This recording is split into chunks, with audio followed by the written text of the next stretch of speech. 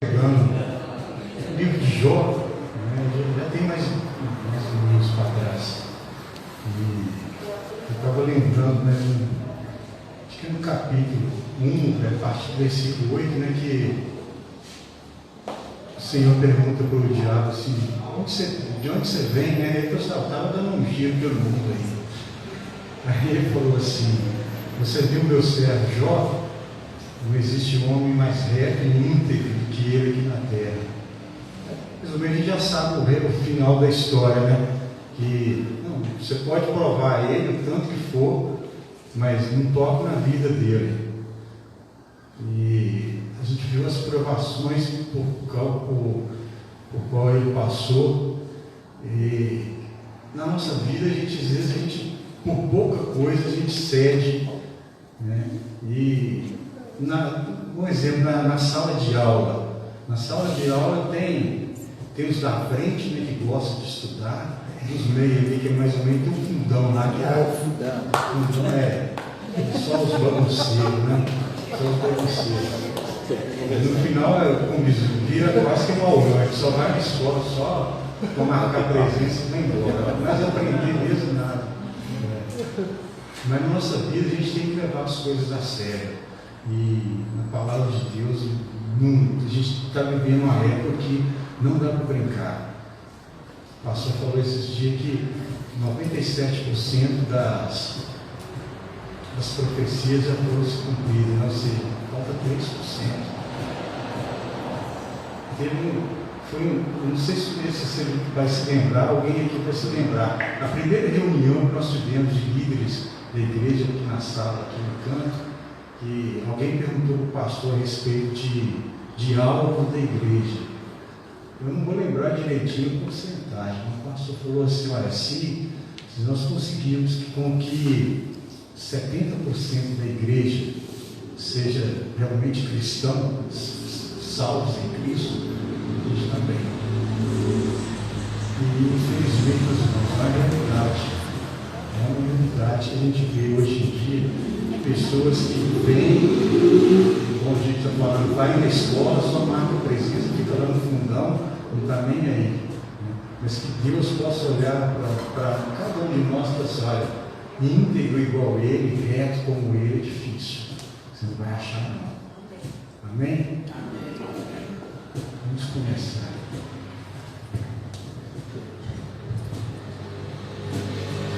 Vai teu cavalo. Vamos ficar de pé? Não tem mal. Ele.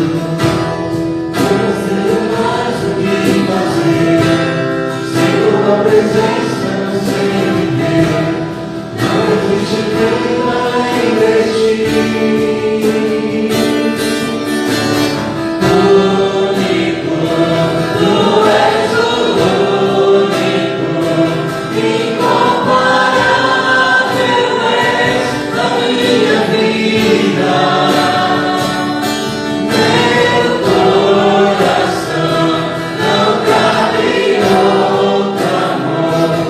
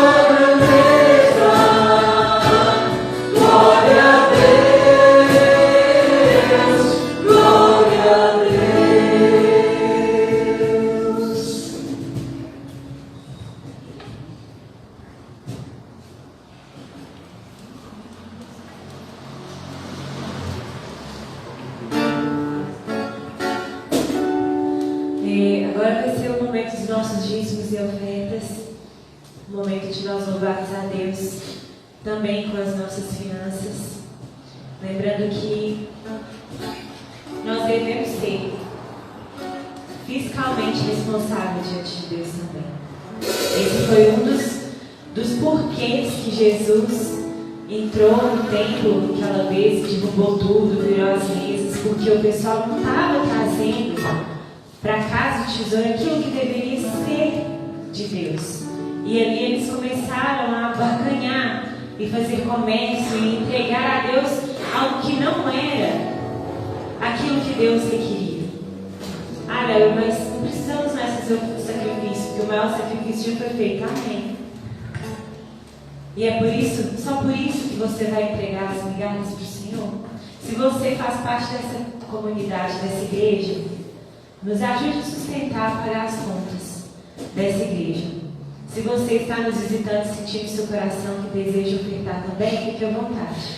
Mas agora é o momento de nós entregarmos a Deus aquilo que Ele tem nos presenteado todos os dias.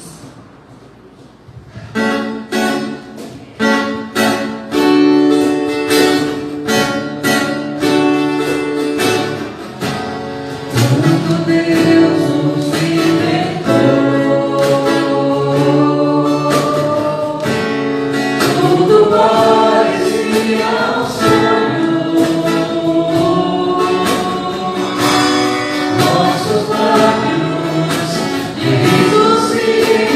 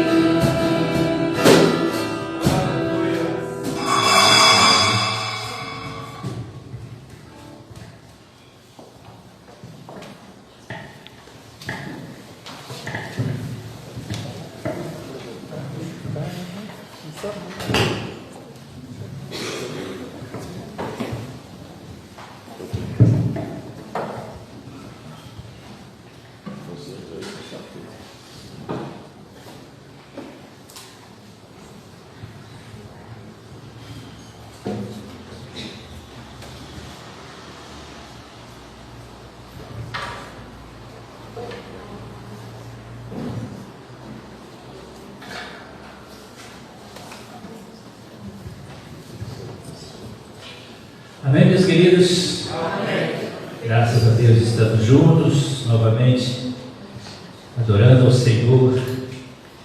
Nesse tempo um pouco mais frio essa semana, né? A tendência do tempo mais frio é as pessoas se encolherem.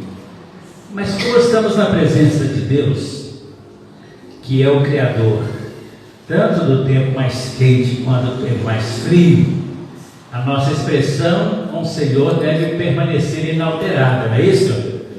Temos que manter a nossa visão voltada para o Senhor, para aquilo que Ele está fazendo, e a sua presença no nosso meio deve ser a prioridade para nós, expressarmos isso através da nossa vida.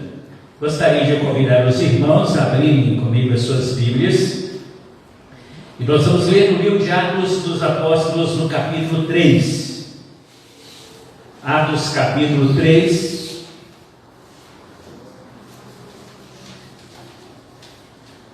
Eu quero conversar hoje um pouco mais com os irmãos a respeito de algumas atitudes na vida de uma pessoa que declara ser cheio do Espírito Santo. Paulo diz em Efésios capítulo 5 que nós não podemos ou não devemos nos embriagar com o vinho em que há contenda, mas devemos nos encher do Espírito Santo. Uma vida cheia do Espírito Santo que ela produz. Vamos entender um pouco os acontecimentos que envolvem esse texto em Atos capítulo 3 e depois tirarmos algumas lições práticas também para a nossa vida. Atos capítulo 3, versículos 1 até o versículo de número 10. Você pode acompanhar a leitura comigo aqui à frente. Diz assim: Pedro e João subiam juntos ao templo à hora da oração, a nona.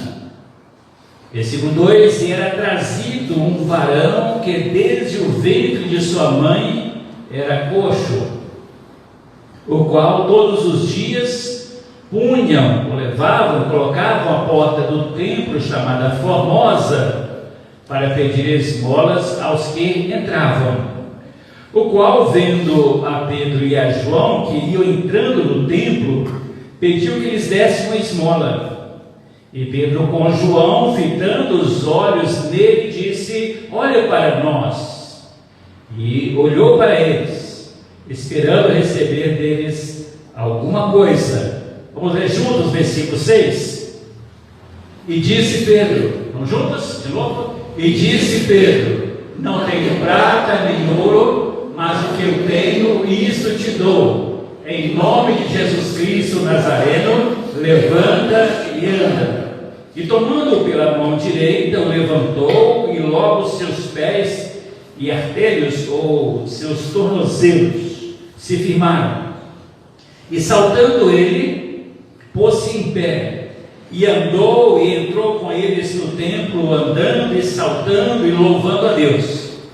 E todo o povo ouviu andar e louvar a Deus, e conheciam-no, pois era ele o que se assentava a pedir esmola à porta formosa do templo, e ficaram cheios de pasmo e assombro pelo que lhe acontecera. Amém? Vamos orar. Senhor, em nome de Jesus, que a presença do Senhor neste lugar traga para nós a revelação também da Tua Palavra, que essa revelação escrita que o Senhor deixou para nós, que ela possa tomar lugar em nosso coração, assumir o controle da nossa vida de tal forma, Deus, que a nossa vida seja a expressão viva da Tua presença, do Teu poder em nós, todos os dias da nossa vida, Pai. Fala o nosso coração, abre o nosso entendimento, a nossa mente, que todos os pensamentos que vierem às nossas mentes para nos dispersar, nós repreendemos estes pensamentos agora, porque nós queremos ter os nossos pensamentos, a nossa mente voltada somente para o Senhor, porque é do Senhor receberemos a instrução para a nossa vida neste momento. Em nome de Jesus, nós oramos agradecidos. Amém. Amém. Meus queridos, esse texto de Atos, capítulo 3, ele narra a cura de um homem coxo. O homem tinha uma limitação, talvez nem andasse mesmo, a diferença entre ser coxo e ser paralítico, mas dentro do contexto, ele era alguém completamente limitado na sua condição de movimentação. Tanto é que o versículo 2 vai dizer que todos os dias ele era colocado à porta do templo, então ele não tinha nenhum tipo de locomoção própria.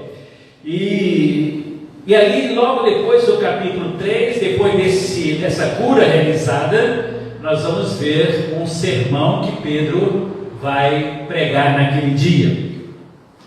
Então, esse texto, esse capítulo 3 do livro de Atos, é muito importante para nós entendermos algumas coisas preciosas, porque ele é um ponto crucial, um ponto importante, marcante mesmo, para a expansão da igreja cristã no primeiro século, chamada igreja primitiva. E os apóstolos começam ali também a convidar, a desafiar os judeus para que houvesse um arrependimento dos seus pecados. O versículo do texto nos diz que Pedro e João, eles estavam juntos e juntos eles foram ao templo para a oração. E o texto diz aqui até que hora era essa oração. Veja que esse primeiro versículo, ele vai trazer para nós, estabelecer para nós um cenário de um evento, de um milagre que vai marcar o início do ministério dos apóstolos. Então, quando nós olhamos para esse texto, ele vai nos dar informações que são importantes sobre a forma de vida, a rotina que tinha os apóstolos, especificamente agora, no caso de Pedro e João, que mesmo depois de estarem seguindo a Jesus durante tantos anos, eles ainda mantinham algumas práticas do judaísmo, algumas práticas judaicas. Isso era algo que vinha dos antepassados deles. Tanto é que, se nós formos olhar o texto do próprio Velho Testamento, nós vamos, o salmista no Salmo 55, 17, ele vai dizer assim, que de manhã, de tarde, de manhã, meio-dia, clamarei e ele ouvirá a minha voz. Ele está dizendo o seguinte, que o judeu tinha então um horário, uma rotina de oração e estarem ali no templo para oração. Então, esse texto vai nos lembrar que essa prática específica da oração era algo que havia sido implantado no coração do povo judeu. Isso vai transpor as gerações, vai chegar a esse tempo onde Jesus está ali com os seus discípulos. Depois da sua morte, da sua ascensão, os discípulos irão dar então sequência a esse tempo de oração. Interessante, meus queridos, que eles tinham esse hábito, essa prática benéfica de orar. Tanto é que Jesus fala sobre oração em casa, mas eles não perdiam em momento algum a referência da oração como igreja. A oração no templo, para eles era precioso, porque era o momento de unirem-se desse ato de fé. No final do Evangelho de Lucas, no capítulo 24, no último versículo do livro de Lucas, no versículo 53, vai dizer que os discípulos estavam continuamente, estavam sempre ali no templo, louvando e bendizendo a Deus. Era uma prática comum deles, uma prática que não se perdeu pela igreja durante vários séculos, mas que a geração atual tem perdido essa prática de estar no templo, de entender que o templo é um lugar de comunhão dos salvos, daquele que já teve um encontro com Jesus e está reunido com os irmãos como algo precioso que o Senhor ensinou e incentivou os seus discípulos também a fazerem isso. E então, mesmo após a ascensão de Jesus, eles permaneciam indo ao templo para esse momento de oração. Meus queridos, quando nós olhamos para isso, essa continuidade de frequentar o templo para adorar a Deus, para oração, vai nos ensinar uma lição muito importante. Vai nos ensinar que a nossa fé em Cristo não pode afastar de nós as práticas piedosas, as práticas de desejo de congregar.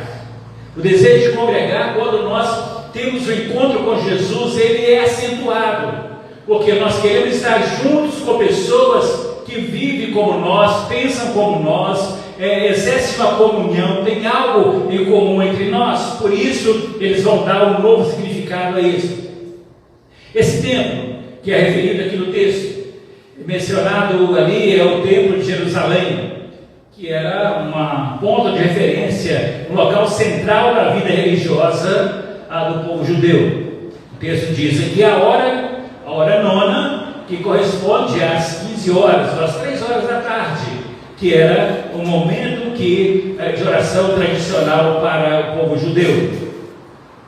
Então, meus queridos, lembrando que, embora os discípulos tivessem passado os 3 anos com Jesus, seguindo a Jesus, eles continuavam a frequentar o templo, a estar ali junto, buscando ao Senhor. O texto então, inclusive, diz que eles subiam juntos, havia essa necessidade de estarem juntos na presença do Senhor. Essa porta chamada Porta Formosa, mencionada no versículo 2, era uma das entradas principais ali do templo.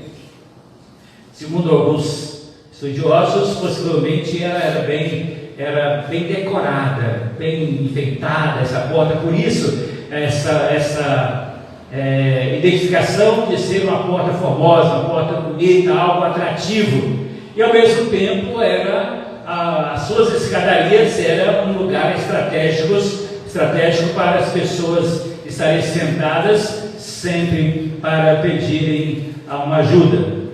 Então, como nós vemos no texto, que ele traz então para a gente um cenário daquilo que estava acontecendo, para nós entendermos o que de fato realmente aconteceu naquele dia. Então nós vemos que Pedro e João, eles continuavam observando o horário e as práticas da comunhão com Deus, de se reunir ali no templo. Então, meus queridos, esse texto nos mostra uma coisa importante também: o compromisso deles com a oração. O compromisso do cristão com a oração, não importa o que você já recebeu de Jesus, o compromisso com a oração é prioridade. O texto diz no capítulo anterior, no capítulo 2, o Espírito Santo vem sobre eles, estão cheios do Espírito Santo. Talvez alguém pensasse, já estão cheios do Espírito Santo, para que ir à igreja? Para que ir em um local só para orar? Porque eles queriam manter acesa essa chama do Espírito Santo na vida deles também. O que ocorre é que muitas vezes, muitos de nós perdemos essa chama do Espírito em nós, porque perdemos a prática de congregar, perdemos o hábito de orar juntos com os irmãos. As reuniões de oração, na nossa geração, em todas as igrejas, tem sido uma das mais relegadas. O número menor de pessoas que se reúnem é para a oração, que demonstra então uma frieza, uma indiferença, uma negação da presença de Jesus na vida das pessoas. Porque a presença de Jesus na vida das pessoas atrai essas pessoas a congregarem, a estar em oração junto com seus irmãos em Cristo. Porque a oração, ela é essencial na vida cristã, é necessário para nós. Se não fosse necessário, Jesus não teria ensinado os seus próprios discípulos a orar. Se não fosse necessária, não seria uma prática que vem desde os seus antepassados. Então a oração é um hábito, é uma prática necessária a cada um de nós. Porque, meus queridos, a fé em Jesus não nos isenta da oração. Pelo contrário, a nossa fé em Jesus, se ela é verdadeira, que a Bíblia diz que a fé sem obras a fé sem ação, sem atitudes nossa, ela é uma fé morta. Não é isso que a Bíblia diz? Então a fé em Jesus, ela vai nos levar a ter atitudes. E uma das atitudes é querer ter uma vida de oração, é querer orar junto com os seus irmãos em Cristo, é buscar a direção do Senhor, é ser fortalecido no Espírito Santo a cada dia da nossa vida. Então, meus queridos, quando nós olhamos o tempo que Jesus passou com seus discípulos, ensinando a eles essa vida com Deus, há um processo de transformação que acontece na vida deles. E nessa transformação que Jesus faz neles, eles são tão desafiados a viverem esta vida com Cristo de forma prática, junto com seus irmãos e fazendo então a obra do Senhor. Quando nós olhamos o Evangelho de João, no capítulo 14, nos versículos 16 e versículo 17,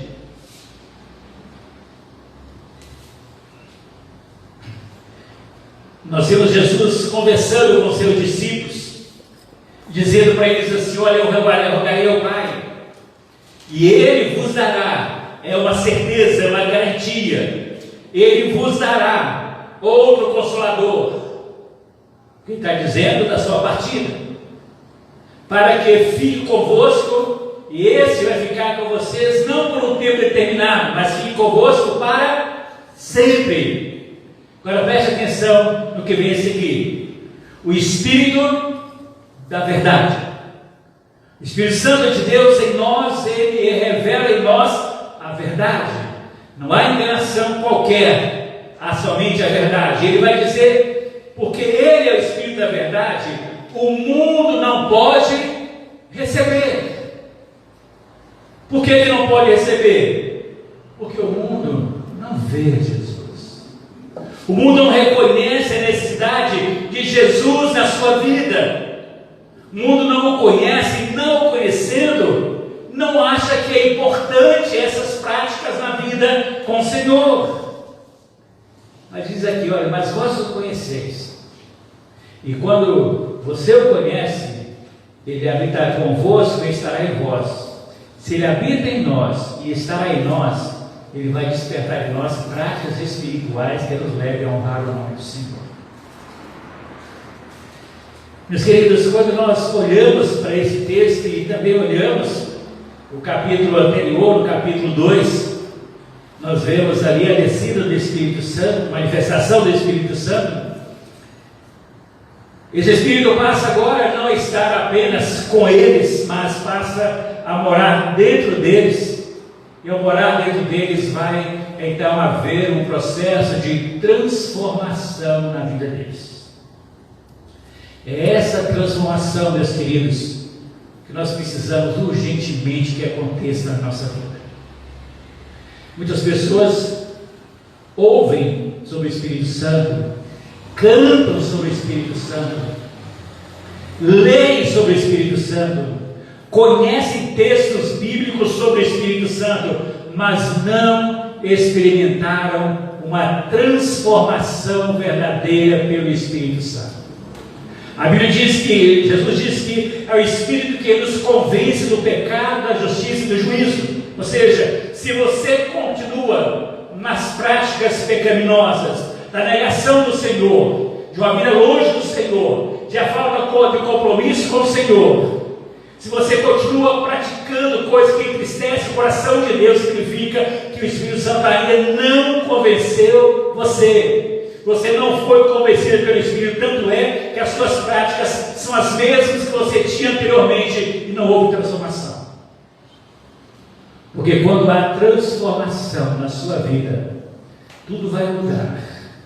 Em Atos capítulo 1, o Senhor vai estar preparando os discípulos nos tempos finais, e Ele vai dizer que eles receberiam a capacitação vinda do Pai, recebereis poder ao descer sobre vós o Espírito Santo, para que agora transformados pudessem viver como agentes do Senhor e agentes de transformação de outras pessoas. Quando Ele diz: vocês serão então minhas testemunhas. O que acontece nesse episódio que nós lemos é que eles estão simplesmente cumprindo aquilo que Jesus já havia dito para eles em Atos 8. Ali estavam agindo como testemunhas, porque foram transformados. Quem é transformado por Jesus se torna testemunha de Jesus. Quem é transformado por Jesus vai falar daquilo que Jesus fez na vida deles. Tanto é que ele vai dizer para eles o seguinte: olha, nós não temos outra coisa, mas o que nós temos, que eu tenho, isso eu te dou. Eu tenho o quê? O nome de Jesus Cristo Nazareno em minha vida. Eu vou agora repartir com você aquilo que eu tenho. Mas sabe por que muitas pessoas não testemunham de Jesus? Porque tem apenas uma admiração por Jesus, uma admiração pela obra salvadora de Jesus, mas não tem esse poder desse nome de Jesus na sua vida, capaz de transformar totalmente o seu viver. Então, meus queridos, quando nós olhamos para esse texto e vemos o que vai ocorrer a partir desse primeiro texto que nós lemos, nós podemos ver ali apenas o início de algo que estaria ocorrendo com frequência através dos apóstolos e através da igreja, através da presença do Espírito Santo na vida deles, quando se tornaram então testemunhas de Jesus. Então nós aprendemos algumas coisas muito importantes desse texto. Nós aprendemos que ser cheio do Espírito Santo nos transforma. Ser cheio do Espírito Santo nos transforma para que nós possamos nos tornar pessoas que realmente vivem pela fé. Vou repetir. Quando nós temos realmente o encontro salvador com Jesus, quando o Espírito Santo é uma verdade em nós nos tornamos cheios do Espírito Santo, ele então vai nos transformar para que possamos viver pela fé.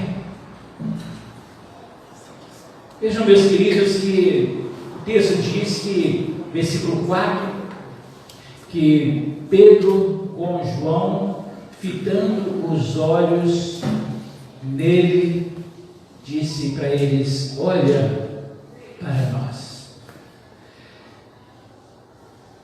Você se lembra como Pedro e João estavam um pouco antes desse episódio? Vamos relembrar um pouquinho aqui para a gente entender como esse processo de transformação acontece na nossa vida.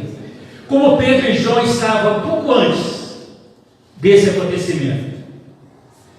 Pouco tempo antes havia acontecido a crucificação de Jesus. O que Pedro fez no momento da crucificação? Pedro fez o quê? Negou a Jesus. Poucas semanas antes. E depois, juntamente com Pedro, juntamente com João e outros discípulos, depois da morte de Jesus, Jesus já tinha dado a ordem para eles aguardarem em Jerusalém. O que eles fizeram?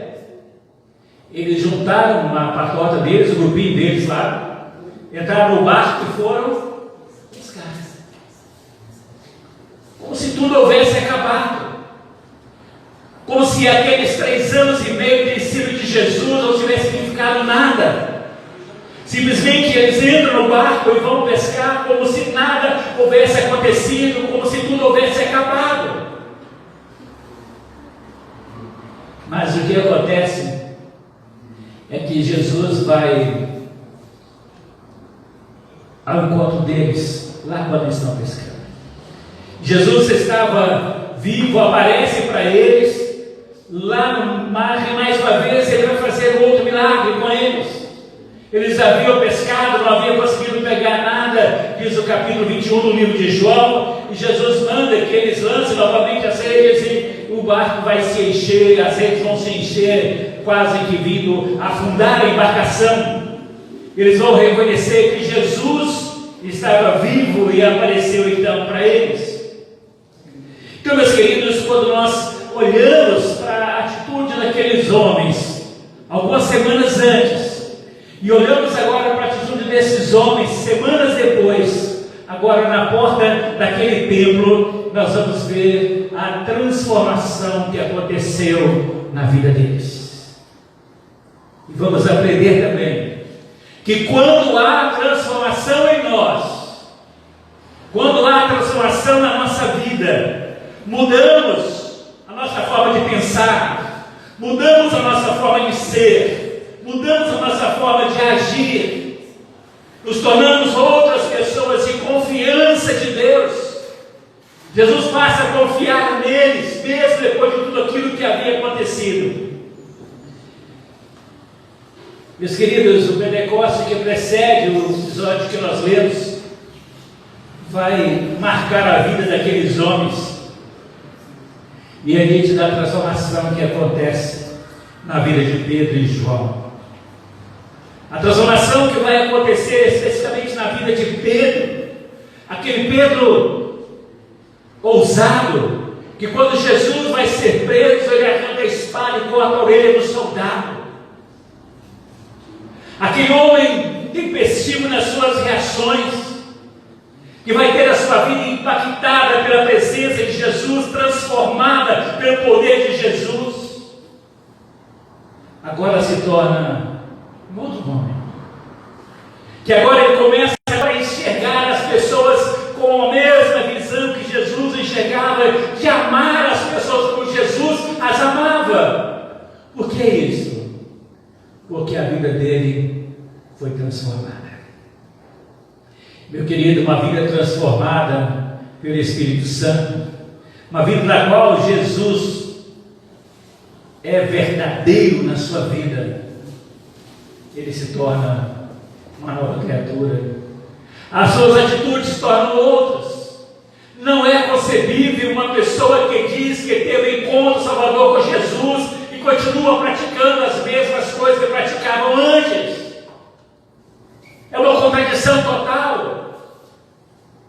Não tem como você dizer que Jesus transformou a sua vida, mas você continua fazendo as mesmas coisas que fazia anteriormente. Não há transformação dessa maneira. Os exemplos bíblicos que nós temos nos comprovam tudo isso. Pedro e João foram transformados pelo Espírito Santo, foram transformados de desertores, porque foram pescar desanimados, em genuínas testemunhas de Jesus. Pergunta que fica para você refletir nesse momento: você já passou por uma transformação verdadeira? Jesus já transformou o seu coração? O Espírito Santo já tem conduzido a sua mente, o seu pensamento, o seu ser, a ponto de você abandonar as práticas do pecado e viver uma nova vida com Cristo? Como você tem vivido hoje?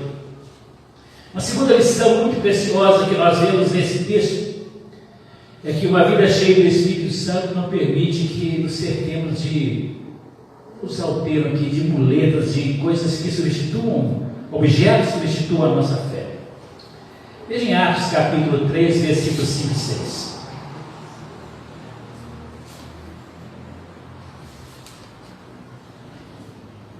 Quando Pedro manda que olhassem para eles, Pedro não disse: olhe para mim, porque ele reconhecia ali que o poder não estava nem nele e nem em João.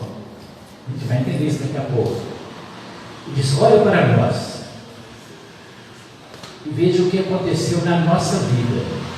Deus disse: e ele olhou para eles, esperando receber deles alguma coisa, ou alguma coisa dele seria uma ajuda financeira. E Pedro vai dizer então assim: olha, eu não tenho prata, eu não tenho ouro, mas o que tenho, isso te dou. Em nome de Jesus Cristo Nazareno, levanta-te e anda. Veja o que Pedro está dizendo: eu vou repartir com vocês o que eu tenho. O que Pedro tinha de mais precioso? Pedro tinha de mais precioso não era bens materiais. Porque o que você tem de mais precioso não é aquilo que você possui, é quem você é.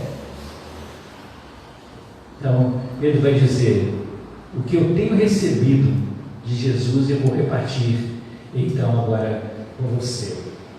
Tem um pastor chamado David Guzik. Ele passou na igreja do Calvário em Santa Bárbara, na Califórnia, nos Estados Unidos. Ele é autor de um comentário bíblico chamado Comentário Bíblico Palavra Duradoura. É interessante algumas abordagens dele. E ele vai contar uma história de um monge budista e um cardeal católico que na Idade Média estava havendo um diálogo entre eles. Era um período quando a Igreja Católica estava no ápice do seu prestígio, poder, muita riqueza. Então aquele cardeal olha para toda aquela opulência, toda aquela riqueza que tinham juntado. Aí ele vai dizer o seguinte para aquele monge: nós não podemos mais falar que nós não temos ouro e prata mais, como os discípulos, como os apóstolos falaram. Hoje nós temos muito ouro e prata. Então o monge vai responder algo para ele que chama a nossa atenção também, e diz para eles assim também: mas também vocês não podem dizer no nome de Jesus Cristo Nazareno, levantei-nos. Sabe o que ele quer dizer com isso? Que o poder, que a riqueza tomou o lugar do poder de Jesus na vida deles. Quando a riqueza, quando os nossos bens, eles passam a ser mais importantes para nós do que o poder de Jesus em nós nos perdemos completamente do Senhor. Quando aquilo que temos, dinheiro, riqueza, fama, poder, substituem o poder e a autoridade do Espírito Santo, nós estamos completamente perdidos. A expressão que ele usa aqui, não tenho ouro nem prata, mas o que tenho, isto eu te dou, vai mostrar o verdadeiro tesouro que aqueles discípulos apóstolos tinham. O verdadeiro tesouro deles não era as conquistas desse mundo, mas era o poder do nome de Jesus. E ele vai utilizar exatamente o poder desse nome de Jesus para dar a ordem de cura para aquele homem ali naquela situação que se encontrava. Meus queridos, nós vivemos um tempo onde as pessoas estão preocupadas com o ter, com o possuir. E na busca do ter, ela se tornou insatisfeita, insaciável. Quanto mais tem, mais querem. Colocam toda a sua confiança nas coisas que elas possuem. E essas coisas se tornam como muletas, como apoio para a vida delas. Elas vivem apoiadas nessas muletas, na conquista de querer mais, como se aquilo ali fosse o bem mais precioso que elas poderiam ter. Se esquecem que há outras coisas de maior valor. Mas, meus queridos, quando nós olhamos para essa situação onde as pessoas estão nessa busca de ancorar a sua fé em coisas humanas e terrenas, nós vemos cada dia mais uma geração fria, distante do amor de Deus. O Senhor nos diz que o amor, por multiplicar a iniquidade, o amor haveria de esfriar. E essa multiplicação da iniquidade pela busca do poder, da ostentação, de ter um melhor do que o outro tem, ter uma casa melhor do que a do outro, um carro melhor do que o do outro, ter mais dinheiro que o outro, fazer isso, aquilo que o outro faz, tem levado muitas pessoas para a ruína espiritual. As pessoas estão perdendo, meus queridos, o poder de Jesus, o viver o poder poder de Jesus na sua vida, porque a busca desenfreada pelo ter, pelo possuir, tirou o lugar de Jesus na vida das pessoas. Jesus está sendo colocado do lado de fora das suas vidas. Se der tempo, eu oro. Se der tempo, eu leio a Bíblia. Se der tempo, eu vou ocasionalmente à igreja. Se for possível, eu contribuo financeiramente. Se eu tiver tempo, eu vou a uma reunião de oração. Meus queridos, não é se tiver tempo, é prioridade. Se Jesus é prioridade na sua vida, você vai fazer tudo na sua vida por causa de Jesus, não é por causa das pessoas. Você não tem que dar satisfação para as pessoas, mas Jesus, Ele sabe o que você faz no seu dia a dia. Ele sabe o quanto você está deixando as coisas que você possui tomar lugar dele na sua vida. Nos tornamos, a geração de cristãos dos últimos tempos tem se tornado uma geração idólatra. Falamos em idolatria, criticando a igreja católica por causa das suas imagens, mas erigimos altares e deuses dentro de nós e nas nossas casas. Quantas vezes nossas casas se tornaram altares de Baal, que nós nos prostramos diante dele porque nós só queremos adorar aquilo que nós temos, só as nossas posses, só o melhor para nós, e deixando o Senhor de lado, esquecendo que essas coisas, elas vão ficar aqui, não vão nos acompanhar, meus queridos. Mas os valores eternos é que nos levam para o céu. A Bíblia nos diz, Paulo diz, escrevendo a Timóteo, que nessa busca desenfreada pelo ter, muitos transpassariam a si mesmo com muitas dores, por causa do amor ao dinheiro. Precisamos, meus irmãos, rever qual é o nosso alvo, qual é o nosso foco, o quanto nós estamos colocando objetos para ancorar a nossa vida e deixamos Jesus do lado de fora. Terceira e última lição que eu quero compartilhar com os irmãos nesta noite é que uma vida cheia do Espírito Santo produz intimidade com Deus e produz em nós fé suficiente para sermos agentes de transformação onde nós estamos. Versículos 5, 7 e 8 na versão NVI, por favor. Atos capítulo 3, versículos 5, 7 e 8. Pode acompanhar aqui, que deve projetar nessa outra versão que a gente acompanhar. O texto diz assim: o homem olhou para eles com atenção, esperando receber deles alguma coisa. Segurando-o pela mão direita, ajudou-o a levantar-se, e imediatamente os pés e os tornozelos do homem ficaram firmes. E de um salto pôs-se de pé e começou a andar. Depois entrou com eles no pátio do templo, andando, saltando e louvando a Deus. Meus queridos, quando nós olhamos para esses versículos, nós encontramos aqui que a expectativa que havia ali daquele homem era receber algum dinheiro, mas havia algo maior que Deus havia preparado para aquele homem naquele tempo. Ele queria resolver uma situação material temporária, mas Deus tinha um propósito de dar a ele algo maior, além do material, a recuperação, a restauração da sua deficiência.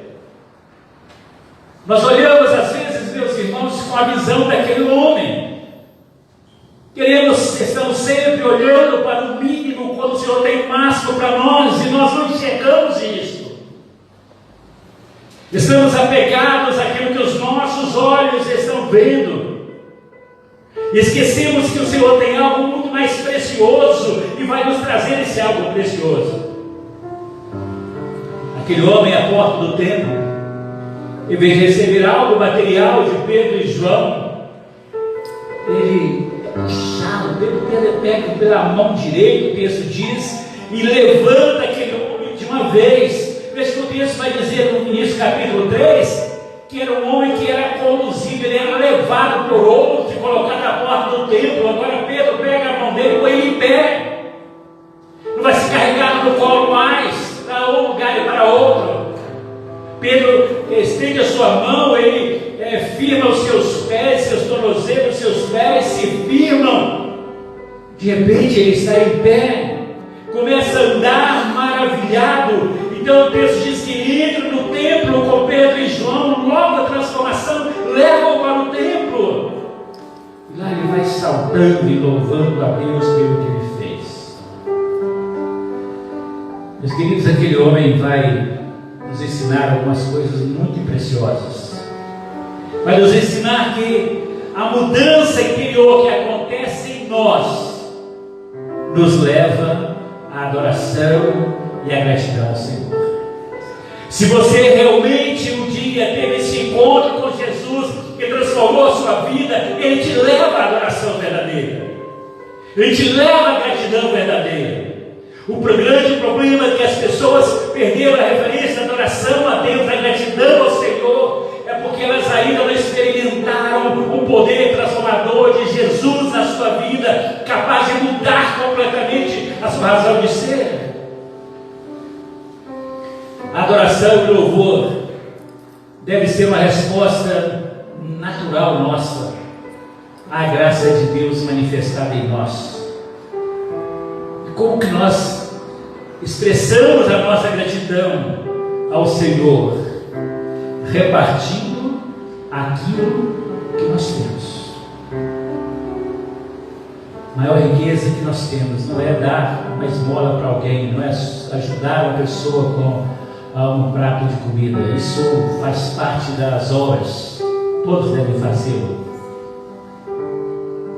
O mais importante da nossa vida é o que nós temos dentro de nós, e é isso que nós temos que repartir com as pessoas.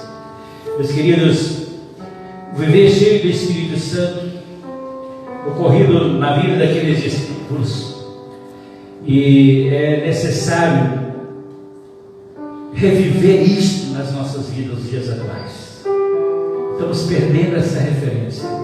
Os dias vão se passando, a frieza vai tomando conta das pessoas, e as oportunidades de testemunhar de Jesus vão ficando relegadas a um plano secundário. Quando foi a última vez que você chegou para uma pessoa e compartilhou o amor de Jesus por elas? Quando foi que você disse para as pessoas: eu tenho algo na minha vida que eu quero repartir com você? Não é o seu dinheiro. Eu tenho algo maior do que o dinheiro na minha vida. Eu quero repartir com você. Eu quero dizer para você que o mesmo Jesus que mudou a minha vida muda também a sua vida. Quantas vezes, quantas oportunidades você tem tido na sua vida testemunhar de Jesus e você não faz? Meu querido, nós precisamos colocar em prática, em evidência, aquilo que Jesus fez em nós. Porque uma vida cheia do Espírito Santo, meus queridos, é o passo que vem logo a seguir, após a transformação, após nascermos de novo. No domingo passado nós falamos sobre esse novo nascimento. Se nós nascemos de novo, se Jesus Cristo é Senhor da nossa vida, se houve realmente um novo nascimento em nós, então o passo seguinte é a transformação das nossas atitudes no nosso dia a dia. E isso nós vamos ver na vida dos apóstolos. Uma vida cheia do Espírito Santo, meus queridos, também vai nos transformar em pessoas que aprenderam a viver pela fé, a exercitarem uma fé verdadeira no Senhor. Também aprendemos hoje que uma vida cheia do Espírito Santo não permite que nós nos apoiemos, nos ancoremos em objetos, dinheiro, poder ou fama, que acabam tomando o lugar de Deus na nossa vida. Uma vida cheia do Espírito Santo sabe que essas coisas Deus nos dá porque Ele cuida de nós, mas não para nós nos firmarmos nelas. A nossa vida é o Senhor e somente o Senhor. Uma vida cheia do Espírito Santo também nos leva a um nível de fé capaz de fazer de cada um de nós agente de transformação na vida de outras pessoas, porque aquilo que recebemos queremos repartir com os outros.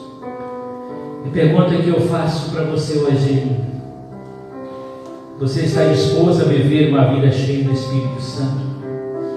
Melhor, você já vive uma vida cheia do Espírito Santo? A forma como você vive, como você administra o seu tempo, os seus bens, a sua vida com o Senhor, a sua participação nos cultos, sua vida de oração, de adoração, de serviço. Você já recebeu o Espírito Santo no seu coração mesmo? Já tem vivido uma vida cheia do Espírito Santo? Talvez você não tenha dado nem sequer o passo inicial para ter a vida cheia do Espírito Santo, que é o novo nascimento. E você pode ser membro de igreja, ter sido batizado inclusive, passado muito tempo dentro da igreja, mas ainda não nasceu de novo. Se isso ainda não aconteceu, esse é o tempo de você entregar a sua vida para Jesus, experimentar esse novo nascimento. Porque somente depois do novo nascimento que você pode receber o poder do Espírito Santo.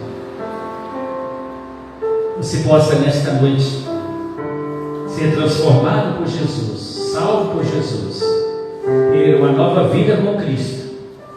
Que hoje você receba esse poder do Espírito Santo, que vai te capacitar a viver essa nova vida com Cristo, fundamentando a sua fé única e exclusivamente em Jesus, honrando a Ele por tudo aquilo que Ele é para você, glorificando a Ele por aquilo que Ele tem te dado no seu dia a dia, exaltando ao Senhor, porque Ele é Senhor da sua vida, e vai te levar a desejar ardentemente essa comunhão com Deus e também essa comunhão com seus irmãos em Cristo Jesus. Esta é a hora de você tomar essa decisão para seguir em frente na sua vida, para deixar toda essa paralisação que você tem vivido nela, essa forma estática que você está de vida cristã. Esse é o momento de você voltar para Jesus, arrependido dos seus pecados, viver uma nova vida que só Ele te dá, e receber desse poder transformador que vai te influenciar para transformar dentro da sua casa e também com as pessoas com as quais você convive. Amém? Vamos orar, feche os seus olhos.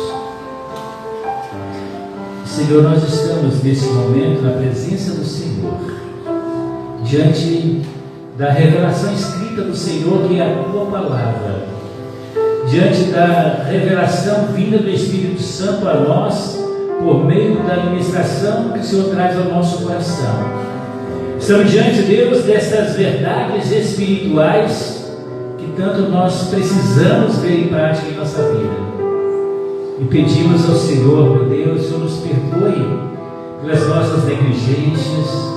Nos perdoe, Deus, porque temos vivido quantas vezes longe desse alvo do Senhor para nós. Não temos testemunhado do Senhor Jesus como deveríamos fazer. Recebemos algo que quantas vezes guardamos para nós. Nos dê, ó Deus, liberalidade em repartir a vida de Cristo para com as outras pessoas, Pai. Nos perdoe, Deus, pela nossa negligência em não querer estar buscando ao Senhor através da oração, de reunir com os irmãos no templo, Pai. Nos perdoe pela nossa negligência, pela nossa omissão. Nos perdoe, Deus, pela preguiça que acomete a vida de muitas pessoas, que as trava nas suas casas. Liberte, Deus, aqueles que estão presos aos compromissos deste mundo que jaz no maligno, Pai, e não tem compromisso com o Senhor. Liberte essas pessoas dessa opressão maligna sobre elas, Pai. liberte, Deus, para que elas possam olhar para Jesus e sentir prazer em estar na tua presença, sentir prazer em estar com seus irmãos, sentir prazer em estar orando, estar falando de Jesus para as pessoas, Pai. Liberta essas pessoas que estão escravizadas por esse poder desse mundo, Pai. Deus, e levanta um novo tempo no nosso meio, Pai. De pessoas, ó Deus, realmente reavivadas no poder do Senhor, pessoas que receberam do Senhor algo novo e agora repartem, Deus, porque o Senhor é a razão de ser da vida delas, Pai. Em nome de Jesus, Deus, não nos deixe voltar para a nossa casa da mesma forma como nós viemos, mas que o nosso regresso seja diferente, transformados, assim como Pedro e João, dias antes, foram tão fraquejaram tanto com o Senhor e semanas depois se tornaram outras pessoas. Que assim aconteça conosco, Pai. Saímos de um jeito de casa, mas que voltemos agora, Pai, transformados e para transformar outras pessoas também, Senhor. Não nos deixe, Deus, viver nesse estágio de frieza, mas aquece o nosso coração com o poder do Espírito Santo. Derrama sobre nós este poder do Senhor, o mesmo poder derramado sobre os discípulos, que o Senhor possa derramá-lo sobre nós, a ponto de sermos transformados completamente pelo poder do Senhor, que a nossa vida possa ser transformada para transformar outras pessoas também, Senhor Deus. Pai, em nome de Jesus, nós cremos que o mesmo Jesus que atuou ali em Atos 2, atuou ali em Atos 3, em todo o Novo Testamento, Ele é o mesmo ontem e hoje. Ele está aqui para operar maravilhas e milagres no nosso meio, para restaurar a sua igreja, Pai. Então, Deus, restaura o teu povo, Deus. Aviva o teu povo, Deus. Dá uma nova visão espiritual, Pai, para os que estão aqui, para os que estão em casa, para os que ouvirão essa administração posteriormente, onde ouvirem, Pai, que o Espírito Santo do Senhor possa despertá-los e possa avivá-los e possa trazê-los a uma nova vida com o Senhor Jesus. Porque nós cremos, Deus, que o poder do Senhor é permanente em nós, e a vida do Senhor em nós pode transformar-nos e transformar tantos que estão ao nosso redor. Entregamos a nossa vida ao Senhor, arrependidos da nossa fraqueza, da nossa omissão, nossa negligência, do nosso pecado, e renovando a nossa fé no Senhor, dizendo: Senhor, usa-nos como instrumentos nas tuas mãos, faz de nós canais de bênçãos onde quer que vivemos. Em nome de Jesus, nós oramos e entregamos as nossas vidas ao Senhor, em nome de Jesus Cristo. Amém. Amém. Você quer pé, irmãos? Hino 171 do cantor cristão, Avivamento. Vamos adorar ao Senhor, depois eu vou dar algumas informações e encerramos o culto desta noite. E no 171 vai ser projetado aqui. Vamos adorar ao nosso Deus.